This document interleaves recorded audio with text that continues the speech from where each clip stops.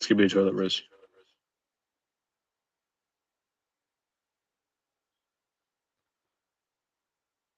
Welcome to the Out Alone podcast. As always, I'm your host, Jeffrey Canova, joined by my lovely co host for today in the Big Three, in Isaac Housen and the Kieran Keneally.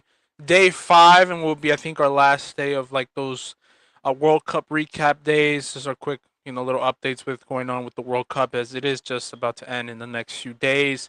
Just got done with semifinals, some entertaining semifinals, and an entertaining and really a much anticipated final coming up this Sunday at MetLife Stadium with obviously Spain beating France this past Tuesday 2-0 to go to the finals, with yesterday being Argentina's turn and going to their back-to-back World Cup finals, beating England 2-1, and we're gonna get that much anticipated Lamine Yamal versus Lionel Messi matchup, baby goat versus current goat at New York City. So I can't wait to see that matchup. But before we go into kind of recapping the semifinals and really giving our preview and predictions and our takes for the next final, as always, much love to Robin Stone Pictures and Mr. Robin Stone as always for helping out with the awesome reels and content and stuff like that. And yeah, just follow us on TikTok and Instagram whenever you get the chance. Spotify as well. So can't wait for that. But coward is the one word that I've been hearing a lot the last 48 hours when it comes to managers. What's the other word that I've been hearing? Courage, technical quality, good managers, mentality. But I think coward has been the one that's been going throughout my head these last just really 48 hours, 24 hours. I have no words for Tom. We'll start off with England, right? Because I think that's the most recent one, the one that's been getting a lot of talk and conversations and issues and all these type of things. Thomas Tuchel, I don't know what the fuck that was, bro. What the fuck was that performance? I don't know how in God's name you're a professional manager, and I think 95% of the whole community, English media, us soccer fans, can point out and notice that you don't do that. You cannot do that in the game. You can't. I don't know what he was thinking to sit deep for the last, what was it, 35, 40 minutes of a football game, leading 1-0 against Messi, Julian, Scaloni, McAllister, Enzo Fernandez, Lautaro Martinez off the bench, Rodrigo de Paul coming off the bench, with the Argentinian fans right behind you.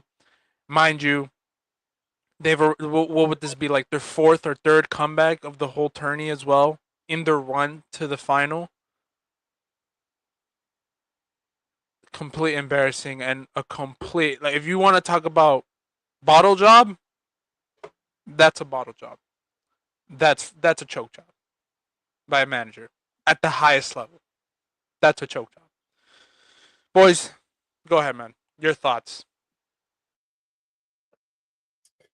I mean, it just feels like I was watching like a Gareth Southgate England. Like, it was the exact same thing of they go 1-0 up or they have a lead, and then they just sit back and go conservative as the game goes on, inviting the pressure. And that's exactly what happens. It worked for them against Mexico. It did, but this is Argentina. They are the world. This is a much better team than Mexico, you'd say. So it was going to be inevitable that they're going to knock on the door and try and get that goal. And even the first goal with Enzo Fernandez, I mean, he had like 3 or 4 shots before that goal. So it was pretty obvious what he was trying to do, and they didn't stop it at all.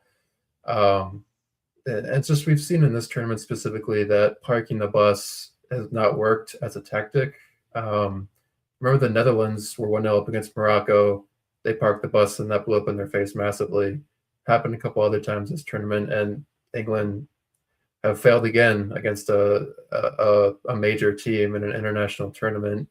Um, I mean, I thought Argentina was going to win, but this is not how I thought they were going to win. And I mean, it's like seeing Dan Burn come on and other players. It's like, no offense, Dan Burn's a good, solid player, but you're going against Messi in Argentina and you're bringing on Dan Burn. It's just some weird substitutions, weird tactics from Tuchel, and they brought this manager in to avoid that, to be an elite tactician, to win these kind of games, and nothing's really changed in that sense. So more of the same from England compared to the last Euros, to the last World Cup. It's been pretty much the same thing.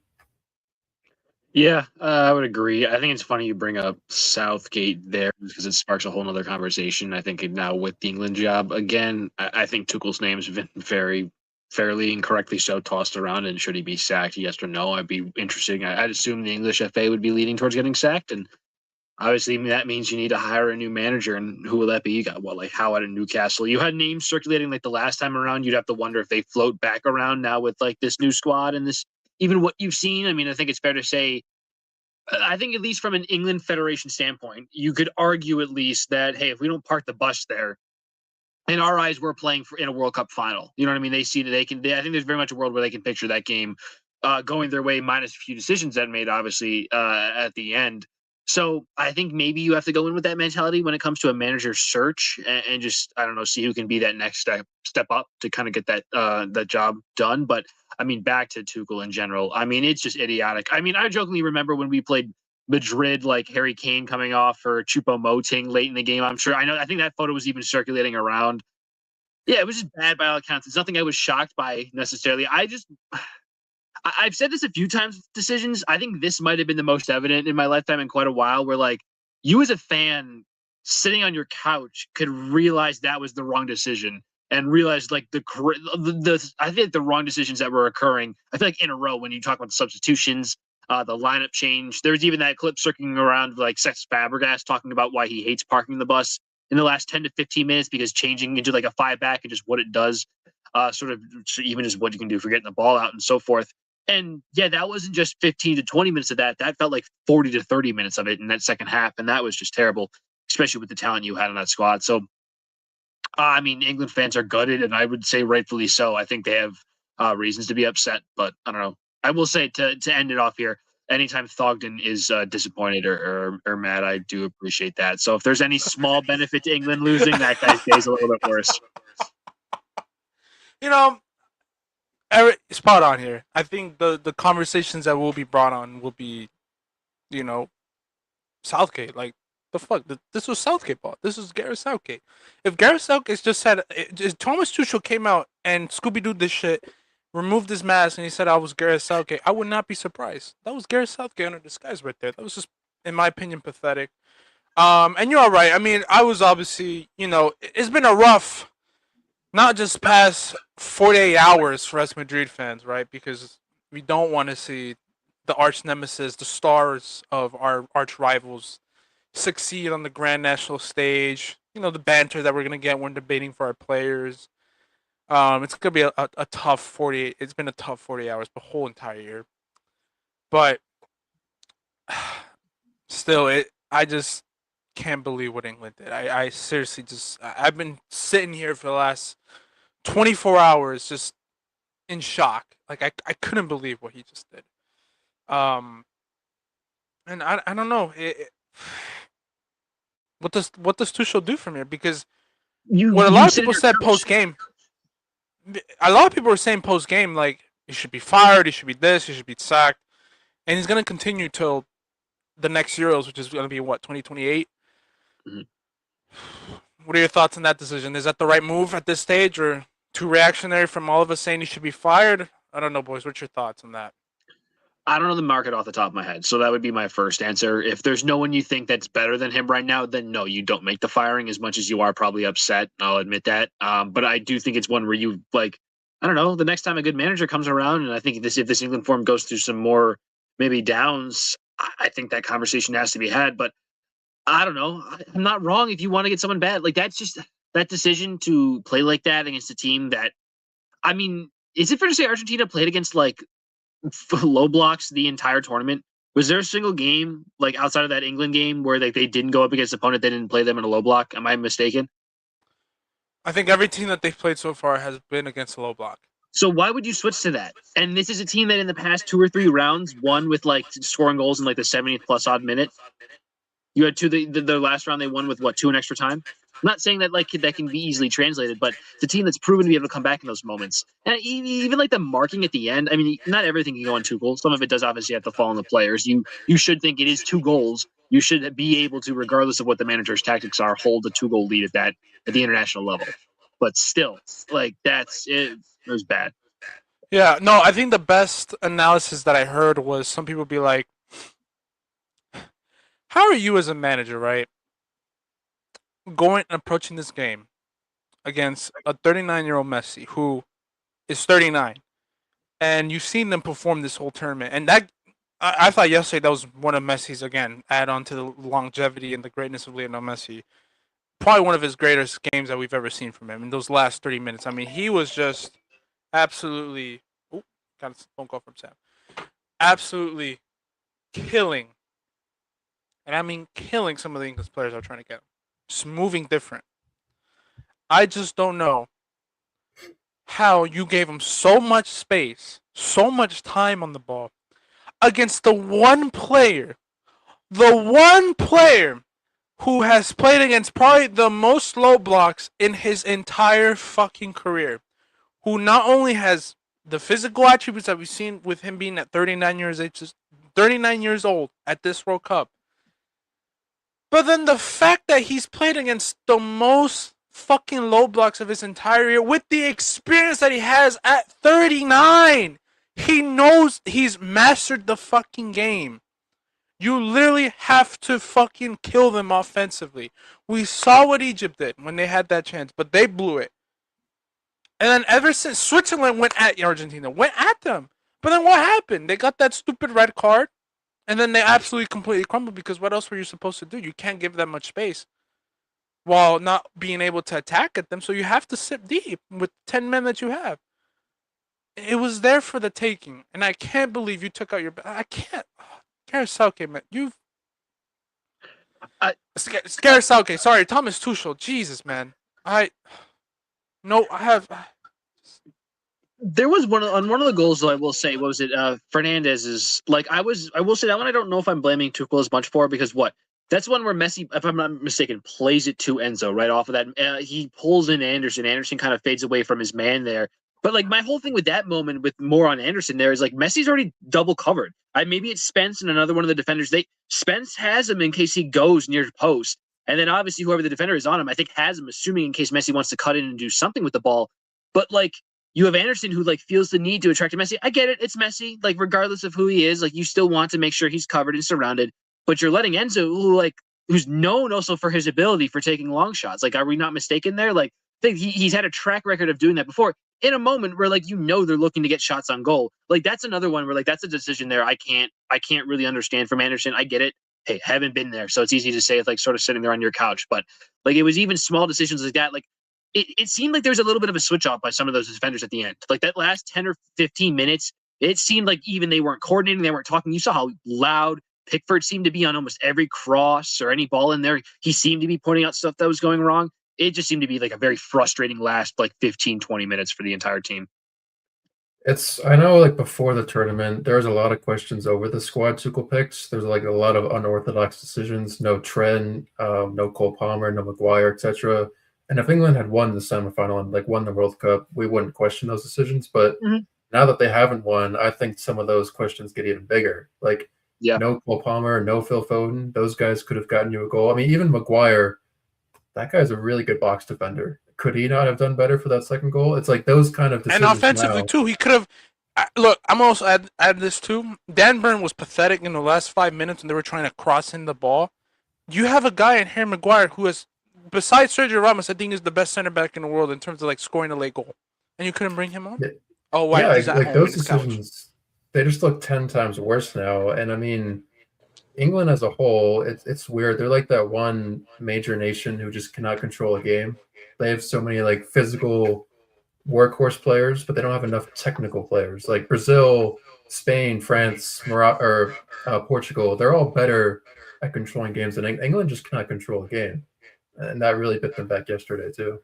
Yeah. Welcome to the show, Sam. I know it's a little late one for you here, but we're just recapping England's game so far. I mean, I just got done raving about Tuchel, kind of echoing what you said in regards for us Madrid fans in the last 48 hours, all of our favorite players being knocked out, and the Barca propaganda being thrown in my face like the last 48 hours with Spain obviously winning on Tuesday, knocking out Mbappe, and then obviously my boy Jude being knocked out yesterday with Harry Kane alongside too. So it's been a rough 40 hours. But Sam, real quick before we kind of switch on to Spain and the France game, and then previewing into the final. What are your thoughts on the whole thing? You've had 24 hours. Tuchel conversation has been up. It looks like he's going to be staying. Argentina players, we saw how much they were taunted with the Malvinas flag. Um, Again, the decisions by Tuchel, not only just tactically, but then overall with the whole tournament, the way he's approaching the hypocrisy that's came out from him. I don't know. What are your thoughts, man? Well, first of all, thank you for having me back. I know I'm a little bit late, got caught in some traffic, so thank you. No, you're for good, bro. being You're good. patient. But yeah, no, I think the loss really does fall on Tuchel and the decisions he made, and I think a lot of it you could see was leading up in like his decisions leading up in the previous games. I mean, he had some controversial like substitutions at times that kind of worked out for him, and he was praised for a little bit, like delay minute limiting Saka, not starting Rashford and switching up his attacking lineup a lot. Like he was praised for a lot of those decisions because they worked out in his favor. But at the end of the day, like the decision to go down and be defensive in the last 30 minutes after they go up 1-0 was just, I think, really hesitant. Like he was scared to lose and he didn't want to win. Like a team that's going to win the World Cup wants to win every game and doesn't go into games scared. And I think that he was going into this game scared, and especially with 30 minutes left, trying to just hold on to a 1-0 lead against the defending champs is not going to work out, especially with what they've done in the previous 3 games, coming back down 2-0, 1-0. Like they've shown that they can work past the 80th minute and get goals and find the back of the net. And if you're not willing to like attack their high line when they're trying to press up in your back, it's not going to work out in your favor. And I think that was the most obvious mistake of that all. Yeah, no, completely agree. I think I still can't get. I can't believe he's seen all the like. What was the preparation? I seriously cannot believe he took out your best.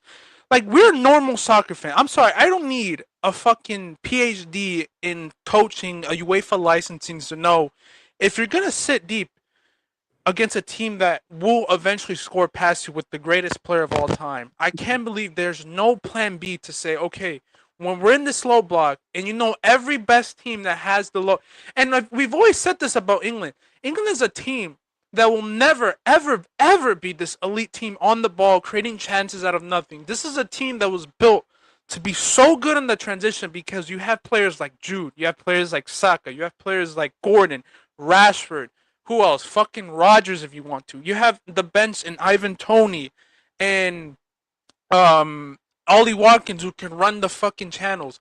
I can't believe that you have that roster, that idea, that structure, those profiles to really kill this Argentina team that we saw get killed by Egypt. Egypt couldn't just close it down in the last 10, 20 minutes. They just couldn't do it because I don't think they have the defenders or the mentality to pull this off.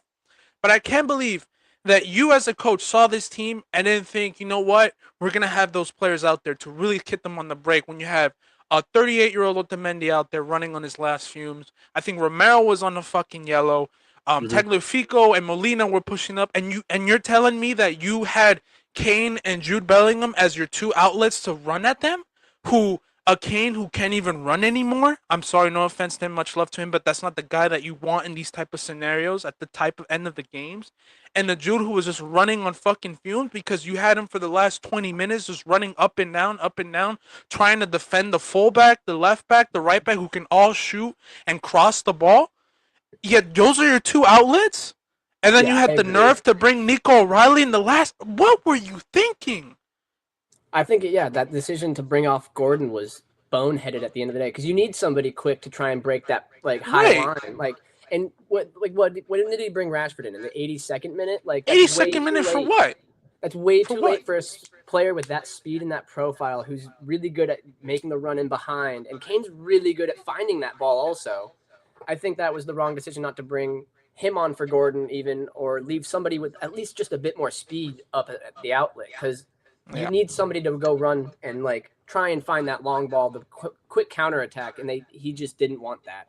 Yeah. No, definitely. I completely agree. But I guess we'll see till 2020. What is it, 2028 for the next Euros? Because he's staying. So I don't know. We'll have to see whether he'll learn from these mistakes, whether the criticism. But then the arrogance that he came out and said this was the best we've played. I couldn't. I think couldn't that believe- Azteca game, that Mexico game, was the best they played. Yeah, and that was a lot of things came in their favor with the way in which Mexico couldn't capitalize. They don't have the elite creators that they have. And it's Mexico. No offense. I mean, yeah, I know they were at the Azteca, but the same thing. We're not playing at Lionel Messi is just a different animal than what was it? El Pulga Pioja is gonna do to you, or what Quiñones. Molina, Like yeah. this is Messi, bro. This is Messi with Julian together, and Enzo Fernandez, and all these other guys that they have. But I will just say, watch out for Enzo Fernandez when he steps back into Argentina. I don't think that dude is safe, bro. I think they're gonna kick the shit out of him when that celebration was fuck, man. Like that, you asshole, man. Unless he joins Madrid somehow, but I don't think we'll get him after this, man. Move to Um, Atletico incoming. I hope he doesn't. If he goes to Atletico, I will. He's so Atletico coded though. Every Argentinian player is so Atletico coded. They're made for each other. And isn't that funny too? That I think they're the team with the most players that are going to the final. I believe, if I'm not mistaken. I think Barca has 8 players, but I think Atletico have like 10 or 9 that's coming to the final. And I think that's Something like like what their third consecutive in a row, which is just like, damn, like that's crazy. Congrats to them. But any final thoughts, Isaac, Kieran, Sam, before we kind of move on to, I guess, Spain versus France? All right, we'll go into Spain versus France. That was an ass whooping. That was an ass whooping from Spain. I know the scoreline doesn't say a lot because it's 2-0, but man, that was an ass whooping. And I wanted to say this about the Spain versus France game, right? I know all of us had France win. I think some of us had France winning. I think me and Kieran had it. But I was just like, it can go either way. It was like a 50-50, right? And thank you, Isaac, for pulling up the screen. I appreciate you, man. Thank you. I was still wary of how good Spain not only are in terms of on paper, in terms of like the form that they were coming in with their defense and their midfield, but then also just how many times have this Spain team just absolutely whooped France's ass in the last, 3 to 4 matchups?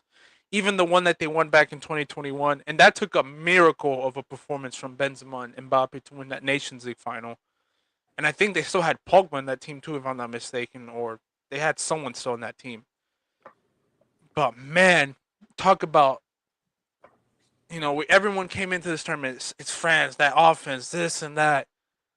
Spain just, what's the meme, Isaac? You know what meme I'm talking about with the GTA with the dog. Yeah, dog walked him. Dog walk them. That's completely what we saw. And I got to give a round of applause to Spain. Like, seriously, that's why I said whoever wins this matchup is going to the final. Because I think offensively, if France were going to win this, it was through their offense. Their high-powered offense is going to outscore Spain's incredible defense and control in the midfield. But if Spain somehow pull this through, it's because of how good they are as a unit, as Isaac said in that episode. How good Lamine Yamal can be on his day, and how fluid and how stable, I think that's the best word, stable and control that Spain team is, and we saw it. But go ahead, boys. Your thoughts in the game. I think this game, it proved like the theory that it's better to have a good team than several great players, in terms of like Spain played as a team, whereas like France, they've kind of been a team of moments and individual brilliance rather than like unity. And what's most impressive about Spain is I wouldn't say they overly rely on anyone. I mean, I know they have like Oyozabal is a good goal scorer. Yamal is maybe their most talented player, but they don't overly rely on them. They can still play the same way regardless of who's in that lineup. I think that's a testament to some really, really good coaching. And their defense is just, I didn't realize how good their defense was until this tournament. To not only concede 1 goal, I think, in 7 games or 6 games. And like only That's 6 just shots. Yeah. Not only that, they're not conceding a lot of shots either. I mean, look who they're playing too. Mbappe, Olise, Dembele. Like, to shut those guys out, I mean, that's a massive achievement right there. So yeah, I mean, Rodri had a good game as well. He really controlled the midfield battle. I kind of underestimated Spain going to this tournament, so they've definitely proved me wrong. But the way they play as a unit, I think, is just so impressive. It's like typical Spain of controlling a game, but the way they can also win the ball back so quickly with their pressing is just they're a complete team. I think they are the epitome of a complete team. Yeah, looking at it, it's interesting. I mean, like looking at it from an Argentina or like a Messi perspective, I guess I can pose it to you three here. Who's like the toughest team on paper out of the three teams Messi's gone against for a final for World Cup? That France team in the last World Cup, Germany in 2014, or this Spain team in 2026? And I think there's a fair argument just from off of how they played in the tournament. It's this Spain team in 2026, and I think that says a lot about how well they've looked in this tournament. Yeah, they're firing on all cylinders. I kind of would just echo everything you guys just said. Just as a unit, they're firing on all cylinders. I would say, I mean, Yamal is very important to sort of how they progress the ball. I don't necessarily think they could lose him, but again, I still think with the options that they have off the bench, especially if someone like Williams is fully fit, which I hope he would be, but I don't know if he will be for this final. But like both of them is just scary when they're both going. It's another funny one because I think it's like where the U.S. soccer system likes to like trap themselves into thinking that the MLS and everything's going to work because it's very much a system that's been built up through their youth academy and through their just through the Spanish Federation. I believe De La Fuente was also a former manager of their youth teams as well. They very much play a very set system. I mean, it's Spain. We kind of know obviously how they play and the type of players and technicalities that they create in practice. But yeah, it's just a great unit. It's phenomenal. And I think they're going to give Argentina a lot of trouble in this final. I think it's going to be another moment of Messi brilliance or brilliance from someone in that squad that's going to have to take them over the edge, just like a lot of those other games. Because, I mean, that England game was one thing. Like, England's a good squad, but they still, like we all talked about, kind of blew that second half of this game. I don't see this Spain team doing that. And let alone if they get a few goals, I feel like the game feels kind of over based off of what we've seen so far. Yeah, kind of going off with like what Kieran said about individual brilliance. Yeah, Spain was just an actual team while France fielded the best 11 players. They never really, like looking at the previous games, they never really pushed themselves in any of them. They didn't look like they were really fully trying. I think they were bottom 3 in like team, like distance covered in total or something like that. And so like, I think that catches up to you when you finally play a real team who likes to control the ball and like keep the game at their tempo like Spain does, because Spain really, that was a dismantling. I mean, they were passing the ball around in their own third, like almost toying with them at times. And I think they just relied too much on the, like what could Olise do? What could Mbappe do? What could Dembele do? They were looking for individual moments of brilliance when Spain was really truly like working as a team, getting into good positions and like controlling the midfield. That's a big part. Is like when you have a midfield of Tchouaméni, Rabiot, and Olise, you shouldn't be getting controlled like that. But I think there was just a disconnect between their attack and their midfield, and they couldn't find like a cohesive way to get forward and create chances for themselves cleanly. Yeah, I completely agree with what everyone just said. Spot on. I really like that conversation that you did bring up, Isaac, and I think we'll kind of talk a little bit more when we do our score predictions for the final and everything like that. Because I think, yeah, like you said, when I think about it, I think number one is still going to be that 2014 Germany team because of just how complete, how dominant they were throughout the whole tournament that year. And the players and the legend. I mean, you had Klose, who at that time was the top goal scorer. You had Kroos coming in, who was about to join Madrid and start his legacy as like one of the best midfielders in the world. Also in his prime still. You had Howdy's prime Boateng, the greatest version of Neuer, the greatest goalkeeper of all time on that team as well. The unit, Joachim Low as well as your manager when he wasn't the complete dumbass that he later became back in 2018. That's probably the best teams ever faced, but you're not far to say that this is arguably the best because you have the greatness in Luis de la Fuente, who I'll go into more later on when it comes to my manager's take. You have, and this is a perfect opportunity to go face to face with my guy Sam here, right? Sam, I think around, what was it, a year ago or 2 years ago, I don't even remember now. We were in that one Bartimo class. Shout out to Mr. Bartimo, right? Yep. And one of the conversations he brought up was what was the debate? Yeah, here's a funny. We'll get the trolls out here. How many Madrid players made it to the final? I think one, and that's Marco Corrales. And he's Seba, not so really shout a out to you. Madrid Doesn't player. count. Doesn't count. Yeah, That he doesn't even count. Even that does. See, Madrid are scummy for that. I know what they were doing with that signing. I knew what they were doing. They're like, we gotta get someone in the final. We have to. How shameless are my club? My club is so shameless at times. These guys, man, when they sign Cucurella, I'm like, it's because you gotta have a backup plan in case there's a player in the. You have to have at least one player in the final, and of course you got arguably the worst of the bunch, but. Going back to our original thing, right, Sam? We've talked about the Ballon d'Or that year, right? It was Vinny versus Rodri. I think me and Isaac had that debate too about, did he deserve it or yes or no with Rodri. I'm still Did we gonna stand on yell at each other for business. What you say? Did we yell at each other for that one? Was that another loud one? I think that was the third of the many that because there was the There's Courtois two Allison PS3, one, yeah. and I think that was the other one. But I remember there was another one that we had a debate on, but I'm not too sure. But we've had these conversations about Rodri and Vinny, right? Who deserved the Ballon d'Or? And this hurts as a Madrid fan because I'm looking at Rodri this fucking entire performance. I'm like, damn, bro. No wonder he won that shit back in 2024. That guy. I'm gonna be straight up with you. I still think Vinny should have deserved it in 2024. I will still argue that for a fact based on like what people were saying, the performances that Rodri was having that year, and how he got into the conversation. And I think a little bit of shady shit that Fabrizio was doing at that time too to really shift the narrative. I think I'll still argue with that. But there is no denying, after much looking back in his career, the way he plays the game, and this fucking tournament alone, that dude has definitely warranted a Ballon d'Or win in his entire career. And I'm not crazy to say this, but if he wins the Ballon d'Or this year, I wouldn't be mad. He has been absolutely fucking phenomenal. That is a Ballon d'Or worthy campaign. You have to understand what he's doing right now, right? He took out. They're building the team around this guy who a year ago broke his ACL, tore his ACL. What is it? 31, 30. He's old. He's in his 30s. He's in his 30s. Yet he's going through a whole tournament doing this shit, controlling the games. Not only just on the offensive side with his playmaking, his passing, but on the defensive side as well. He just shuts down fucking everything. I've never seen a player this dominant, besides maybe Jude in that aspect. He is so vital to that team, it's not even funny. And the fact that this guy, along with Fabian and Dani Olmo, who are both key players in the way they're built around, he took out Pedri from the starting lineup. And I shout at Luis de la Fuente to this. He took out Pedri, who is kind of in the similar role, but Rodri's doing fucking double the work that he's ever done. And he's taking him out.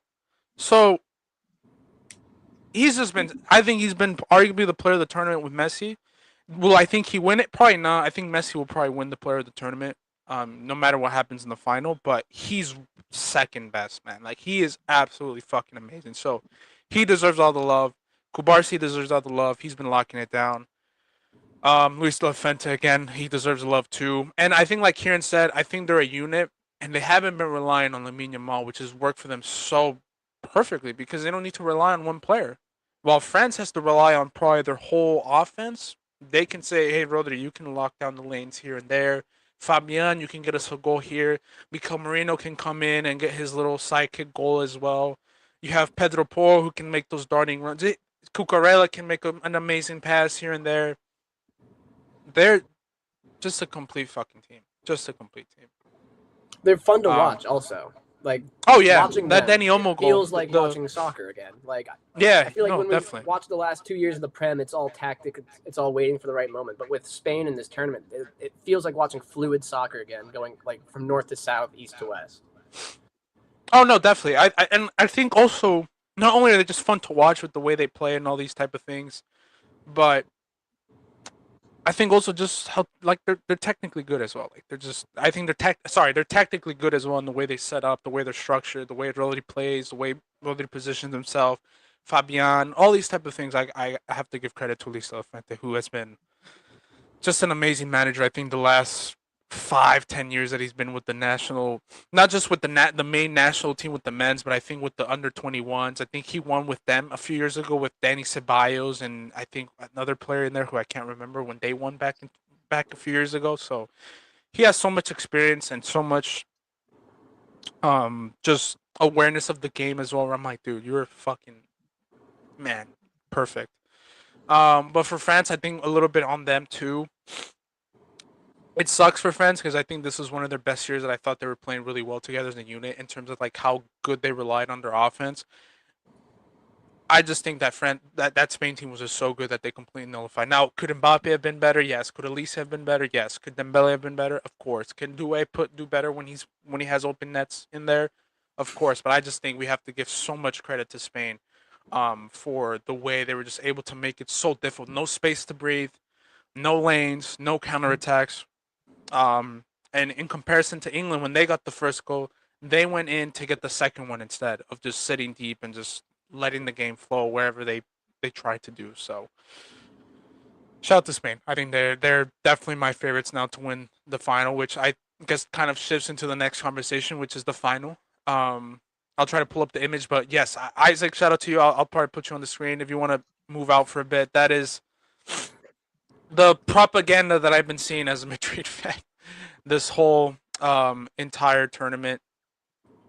You know, the Barca World Cup final. The biggest winners, honestly, this whole entire tournament have been, I think, Barca fans. I mean, they're gonna have the final that they've been waiting for, and I'm excited too. Lamine Yamal versus Messi. I think this is what we've been waiting for, and it kind of makes me think like, man, there's a good reason why they canceled that Finalissima. I think they were like, you know what, we can probably get this in the World Cup final. So we'll cancel that and just wait for the anticipation here. And I'm excited. I really am. Even though I'm a Madrid fan, I'm salty that either Argentina is gonna win another one and have to deal with their fan base for like the next 4 years, or Barca fans are gonna come at me telling me where's Jude Bellingham's World Cup trophy, where's Ronaldo's World Cup trophy, where's who else, where's Vinny's World Cup trophy? I'm gonna be like, damn, right, well, there's nothing I can really say about that, but I don't know. I think Isaac, you kind of shared your thoughts on the final. You want to add a little bit more onto it, or just give your predictions for that final? Yeah, it's going to be interesting. I think I don't know how Argentina are going to approach. I think that game in terms of just like a full 90 minutes. Sort of I think how Spain's going to come out and look to see and play in terms of even just what they want to dominate in the midfield, as we've talked about. And I think there's just sort of a matter of when can they get that first and kind of let that machine roll on. And for Argentina, I think it's a matter of can you either jump ahead or can you stay up? And I mean, that's easy to say sort of just from how you expect that game could end up as a result. But can you go out and grab 2 goals? I know Messi has scored some early goals in this tournament for them. You know what I mean? Can you get a nice 15th minute, 10th minute and be able, get into the half with the lead? And maybe if Spain's able to crawl back, it's only 1-1 in the 60th or 70th, and you can obviously get another goal and possibly see that out. And I don't know, you have to trust that you've been to extra time, you've seen more of this tournament, and I think there's a little bit more that you've handled, if that makes sense. So I think there's also going to be a bit of that. You might even hear it from the announcers that the longer that the game goes, the more it favors Argentina. I wouldn't be shocked if that's repeated quite a bit throughout the match, just because I think it's fair to say, seeing a lot of that. And then they're obviously going to talk about going through the last World Cup cycle and the amount of players that have gone through it. If I'm not mistaken, was it Argentina that retained the most amount from the last World Cup cycle? So there you go. 17 players. Exactly. So they have all of that experience ready and waiting. So we'll see this. The reason you bring all that experience is so that when you get to this moment, you know exactly how to handle it, and they're here. So it's time for that experience to show up. I think it's fair to say. And Spain is just do what you've been doing. And I think that you'd hope, I guess, if Yamal is, I'm not saying it's like put this on him in terms of what I expect, but just like if he is the future GOAT, if he is the future of the sport, you got to assume this is one of the moments where he's going to show up. So I think kind of sit back and maybe hope for that moment of brilliance as well and see how you do it. But yeah, I'm excited. I'm still favoring Spain in this game. I think that, as we've talked about, just as a unit, I could see them getting a nice like 3-1 win in this. Kieran? Yeah, it's tough for me to bet against Messi just because I've bet against him this whole tournament and I've been wrong every single time. And with Argentina, it's just like they can win in any sort of way. They can win 3-0 by controlling a game, or they can be 2-0 down against Egypt and score 3 goals in 10 minutes. I mean, you can't really count them out of any game. And I think out of the past 4 World Cups, they've been in 3 finals, including this one. So they're a very experienced team, especially 2022 in Qatar, where they blew that 2-goal lead, yet they still won it. I think that would add a lot of character to them. I don't think they're going to be fazed by anything at all in this tournament. With Spain, they're a lot younger of a team. They have a couple of teenagers in there, so maybe does the occasion gets them a little bit. We don't know. I'm interested for Yamal. Him going against Argentina's defense. That'll be interesting because they're a very physical, tenacious team when it comes out of the defense. So it might get chippy with him and a couple of their defenders, like Romero, for instance, or Martinez. But I would back Argentina. I just think after the way they beat England and Egypt, I can't bet against them. I just think they find a way to win, even if it's ugly, if it's pretty, or it's whatever. They just win. So I think they'll just persevere through this game. It might go to pens, and like I said in the last episode, I want Emi Martinez as my goalie in a PK shootout. That guy is just a mastermind of the dark arts. Satan, bro. He is Satan. Yeah, yeah. So I'll go with Argentina. Sam? My pick is definitely Spain. I made a bet before the World Cup, like $2 on Spain, so I kind of want my $17 or whatever. But I think that they're just a better unit. Like top down, their defense has been phenomenal this whole tournament, and I mean Argentina's has been great also when they need them. But like we've seen, they've let in goals against Egypt. They can get caught out on the counterattack, not easily, but it's not hard because their defenders are a bit older. You really have to rely on Lucho's speed, which is not the highest quality of speed in the defense, right? Where when you have like Pedro Porro, Cucurella, who are working 110% to get back behind the ball all the time, it's hard to beat that level of like determination. And I think this will be I think this will go into overtime. I wouldn't be surprised if it went to pens at all. But I think if it goes to pens, it goes Argentina's way simply because of Emi Martinez. But I think if it were to end 120 minutes, 90 minutes, I think Spain comes out on top because I think they know how to control a game better. They know how to like control the pace and play it at their speed. I like what you said there too, especially about the way that they sort of play Cucurella, even the fullbacks, and sort of the pressure, and they go 110%. And I think that sort of speaks volumes about the entire team and what makes this game so interesting. Is I think one of the benefits Argentina's had in a lot of their games has been their ability to outwork their opponent and their physicality and sort of what they've been able to do against a team like England for a full 90 minutes or full 90 minutes plus. And Spain's one of the few teams in this tournament where I think it's fair to say they might be better at them than doing that. They might be do a better job of controlling and being more physical, playing 110% for a full 90 plus minutes. So that's another reason why I lean a little bit more Spain. I'm going to change it. I'm going to go 3-2 for mine. I do think it'll be a little closer than that. I forgot it is Messi. I'm doing a little bit too much of a disservice there. But yeah, it's going to be tough. And I will say the other 9 players on the field work their butts off for Argentina. Mm-hmm. It's just they have to because Messi's not going to run back. Messi's not going to track back as often. Like they need to work 110%, but that's 9 versus 10 at that point. Yeah. I started off this episode by saying that, and I'm writing down my thoughts as like I try to spew a little bit of the things, and I'm kind of clip forming, if you want to call it. I started off with the episode calling the managers here cowards, right? There's a few cowards that I've seen in international football.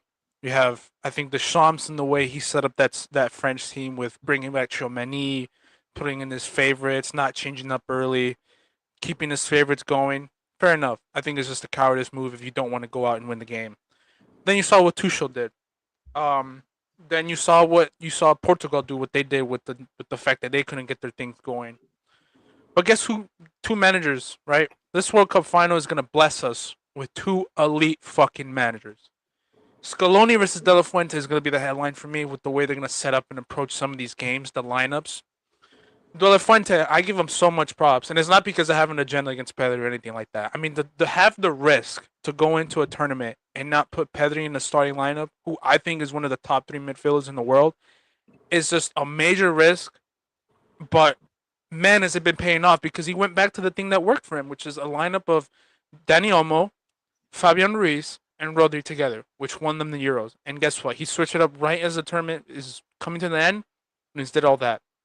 And then for Scaloni, I mean, took out Rodrigo de Paul to pull in Giovanni Simeone, put the energy, put the legs, put the pace. Absolutely worked at the first half for Argentina and a little bit into the second half before he brought in de Paul. And as a manager that will take risks to go out and win the game. These are the 2 best managers in the world, and I can't wait to see him go head to head. It's going to be exciting. The tactics, the chess match that we're going to see them bring with their substitutions. How are we going to mark Messi? How are we going to mark Lamine Yamal? How are we going to win the ball? This is going to be a great field that I can't wait to see, like post-game when people analyze these type of games, because it's going to be fun to see. And I will say, for whoever because for me, these are the top 2 managers in the world with like your Luis Enrique's, your Peps, your Klopps, all these type of things. I can't wait to see these two go into club. If they do go, but if they do go, I can't wait to see who snatches up one of these two, or both, if they are blessed to get them in their history, right? I just can't wait to see whoever gets one of these two for their club. You're gonna be blessed. For me, I love what Scaloni's done, but what Luis de la Fuente has done for like the last few years as well has just been absolutely fucking perfect. I can't wait to see what club picks them up because the minute they get one of these two, they're gonna go up in track. Do you think they take another international job? Maybe. I mean, where would you go? Like, let's say what the US throws a bag at you in 5 years. You know what I mean? Say Posh leaves and like we want you to rebuild our federation. A boy can always say that. Fucking give him the keys to the city, give him everything. Because what Scaloni has done in the last fucking 5 years. I mean, back-to-back Copa Americas, a World Cup in there, another World Cup final with this roster, with this squad to get the right players around Messi again, the right game plan with the federation. I'd throw everything at him, man. Come on. Like I said,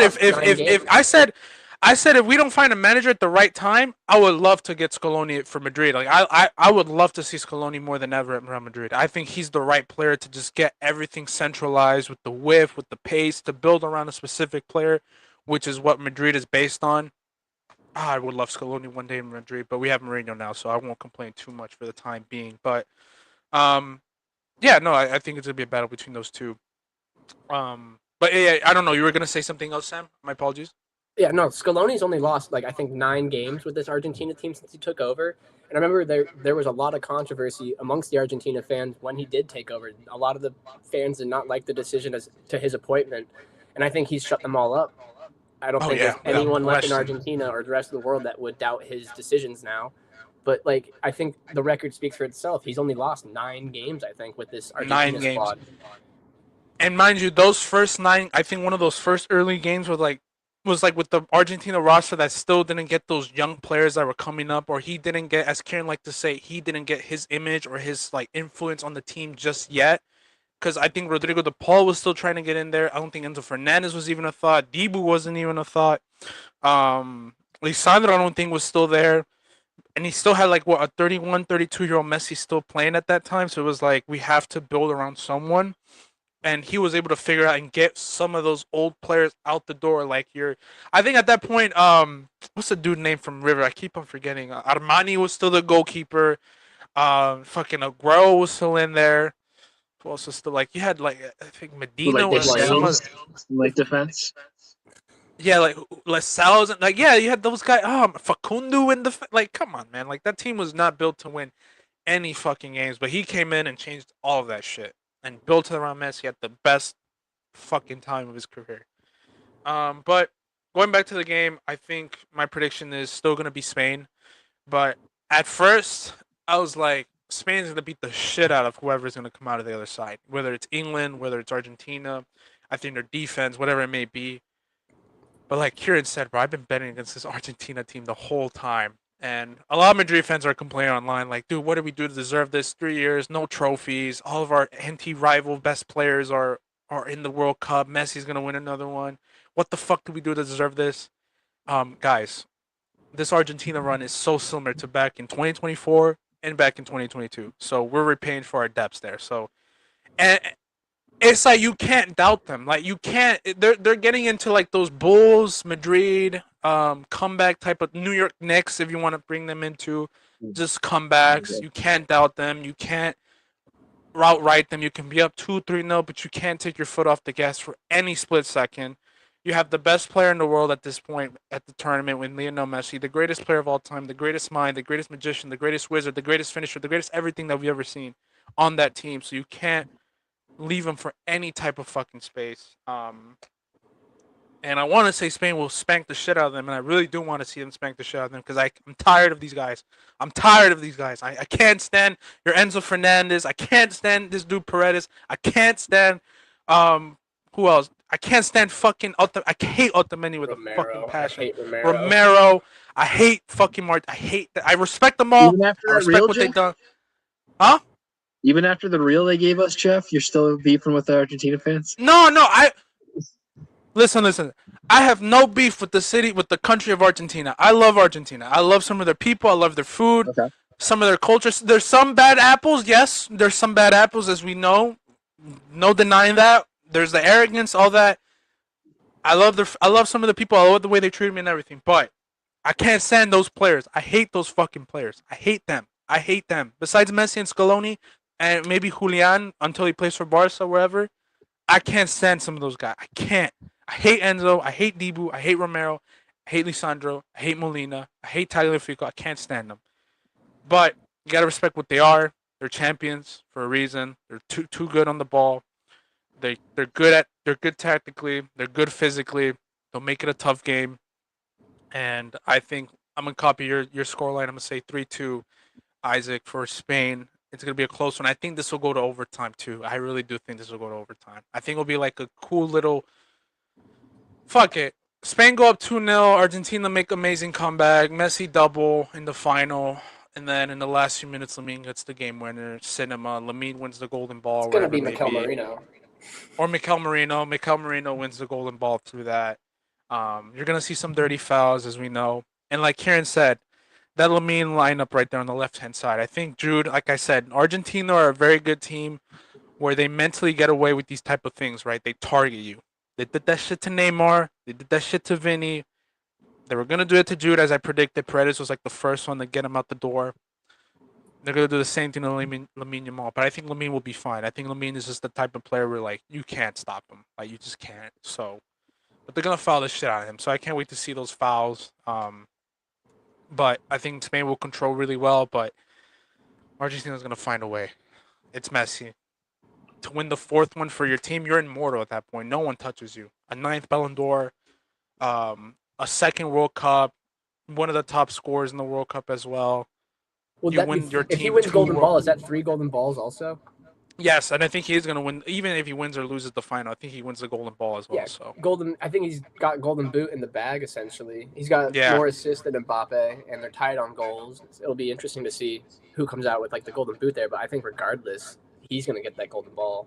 yeah, so I say 3-2. Spain win, but Messi's going to go nuclear again. But I think Spain are just going to be a little bit too much quality at the end with their depth too. Mind you, Spain have better depth as well because you can bring on a Pedri to close off a game and just seal it out.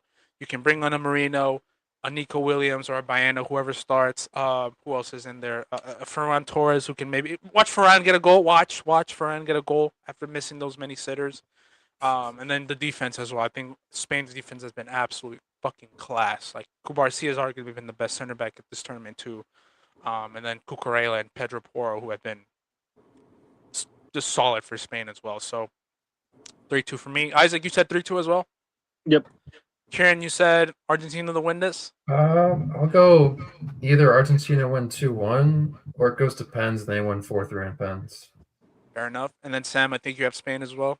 Spain 2-1, but if it goes to pens, I think Argentina's gonna take that. I think Fair it's enough. just they're a better team on pens. Oh yeah, no, definitely. I mean, you have that dude at goalie, and you have Unai Simon in there too. I'm It's a sorry, I'm mental taking game. Diego over. It's a mental game, yeah. And I think Argentina are always going to win you in the mental game. As I said in that video, that a lot of people were commenting on there, like, they just win you in the mental game a lot of the times, and the physicality too, as we saw against England too. I mean, it was just too much. It was just too much for England, I think, at that point. But Tuchel didn't help either. But yeah, I think that's all I got for today's episode. We have Spain coming through with the win for 3 of the 4 of the panel here. Kieran, I think you're doubting for Spain just because of what you've seen from Argentina and all these things. I don't blame you there. I mean, I would not be surprised if, by the grace of the gods, Argentina just pull through. I would absolutely not be surprised. But yeah, any final thoughts on World Cup? I know it's just about to end. We have the 3rd place matchup, and then we have the final this coming Sunday. But any thoughts on World Cup, guys? Just overall, just emotions as, really just think- one more meaningful game left. I think making 3 finals and 4 World Cups is ridiculous for any country. Like, regardless of the stature of the players or anything, I think that level of consistency. And in 2018, they lost to the eventual champions, France. So it's not like they got knocked out by like Paraguay or anything like that, right? Like they've been in the competition this whole time, and it's just going to be really interesting to see what happens. Kieran and Isaac, any final thoughts? No, I think it's been a good World Cup. I'd say it's been better than what I thought it was going to be going into Yeah. it. As a whole, I don't think they should expand it to like 60 teams in the next World Cup, but that's a whole nother debate for another day. But no, it's been a solid World Cup. I think maybe the final could enhance it. I don't know if it's going to be like a 2022 final because that was just a legendary final, but it's been a solid World Cup. Yeah. I think everything's shaping up for that final to be really historic. I think just the fact that, I mean, like I said, Isaac's background picture, I'll have to put it up again, but yeah, thank you, Isaac. Shout out to you, man. Just that picture alone, God, I don't know how much money that guy has made from that taking that picture, bro. But that picture alone, I can't wait to see him do the handshakes, the walkouts. I think that's gonna be iconic. And then just the goals, like I could see Lamine scoring a goal here. I can see Messi obviously scoring as well. The build up to it is gonna be amazing. The interviews as well. I'm curious to see whether Lamine is gonna talk his shit. I would love to see him talk shit and then dance on the Argentinians. I've never rooted for a Barca player like this ever in my life, but I swear I just need to see Lamine just fucking dance on these guys. I swear on my life. And yeah. Oh, Isaac, Golden Boot update. I think you want to do the Golden Boot update as always. I know we usually do this. I think we didn't do it the last time, but Golden Boot update. We have who's leading the race. Oh, I think yes. Messi still. And, yeah, I think Sam, I think Mbappe may still be tied. Just pulling it up right now. Yeah, I think Messi's with 8. Messi and Mbappe are on 8. Yep. Holland's on 7 right behind him. Harry Kane and Jude on 6 each. Yeah, 6 each. I mean, I think mean, we even have the third one of place those two matchup get- as well. Oh, Yeah, I have a question for any of you guys. Because I know we have the third place matchup, but I mean it doesn't mean anything in terms of like for the nations that really wanted to go out and win the World Cup, not for like your Moroccos or like your smaller nations that make a semifinals. But do those third place let's say Mbappe gets like a hat trick, those goals count, correct? If I'm not mistaken. Yeah, Yeah. he could take They Golden should, Boot, yeah. and like Jude could score 2 and tie even. Like those count. Well, we'll see if Harry Kane. I guess Mbappe and Harry Kane are gonna step pad their way to see if they can get that Golden Boot, which is God, I'd be so shameless. But you know what, man? Fuck it. For third place, get out there and try to get your legacy. I'll be rooting for Mbappe. Hopefully, he gets the Golden Boot. I said like he can end off his career as like the greatest World Cup player of all time, but I don't know, man. I see Messi winning a goal. I just see Messi scoring like a goal or two in that final again, and just yeah, I don't know. It's gonna be tough. It's gonna be a tough one, but. I think that's all we got for today's episode. Thank you, Sam. Thank you, Kieran and Isaac, as always, for showing up. We'll probably see you guys, to any of our listeners and viewers out there, this Sunday to recap the final. Might be a late episode if we bring on Kieran and Isaac to really recap everything. Might have a reach on there too. I know he's been gone for a while, but I understandably so for the bracket that he had. I mean, fuck. I mean, shit. Kieran, it was a good run. Our bracket had a good run. Sam, yours went a little bit iffy, but at the end of the day, I think you did call it with the Argent. You and I think Ryan, if I'm not mistaken, had at least Spain making the final. You too, right? I had my everything but Brazil in the semis. Like, oh yeah, Brazil in the semis. Yeah. That makes sense. Yeah. But hey, you guys are gonna win. Kieran, we had it right up there until the semifinals. So shout out to you, man. We had a good run. But that'll be all for today's episode. But thank you again, and I hope to see you this Sunday. And yeah, hope to see you Sunday.